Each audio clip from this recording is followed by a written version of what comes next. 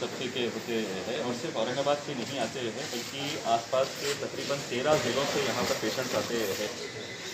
मैं सबसे पहले तो घाटी हॉस्पिटल के पूरे स्टाफ का, चाहे वो डॉक्टर्स हो या स्वीपर्स हो या नर्सिंग स्टाफ हो, जितने भी लोग यहाँ पर दिन और रात मेहनत कर रहे हैं, मैं उनका तहे दिल से शुक्रिया अदा करता हूँ कि पिछले 3 महीनों से ये बहुत शिद्दत के साथ मेहनत कर रहे हैं, काम कर रहे हैं।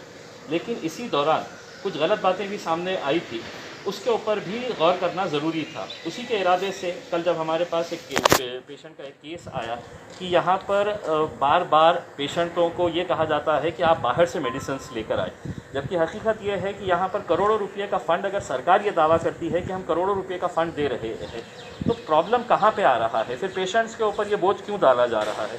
इसको समझने के इरादे से यहाँ पर आए थे। तकरीबन 2.5 घंटे के करीब यहाँ पर विभागीय आयुक्त साहब सुनील केंद्रेकर साहब, हमारे कलेक्टर साहब उदय चौधरी साहब, डीन मैडम और दूसरे अधिकारी भी यहाँ पर आकर, मकसद यही है कि यहाँ पर इस सिस्टम को किस तरह से हम बेहतर बना सकते हैं, और उसी दिशा में बहुत सारे अच्छे निर्णय लिए गए हैं। और हम उम्मीद करते हैं कि आने वाले समय के अंदर घाटी में किसी भी पेशेंट को बाहर से दवाई लाने की ज़रूरत नहीं पड़ेगी।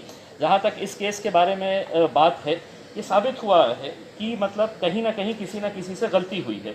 अब अगर अकाउंटेबिलिटी अगर हम फिक्स नहीं करेंगे तो एक मैसेज इस तरह से जाएगा कि आप गलत कामों को हम प्रोत्साहन दे रहे हैं। अब इतने बड़े बड़े जब अधिकारी आए हैं, हम लोग आए हैं यहाँ पर, तो किसी न किसी के ऊपर एक अकाउंटेबिलिटी फिक्स करके उनके खिलाफ एक्शन होना है।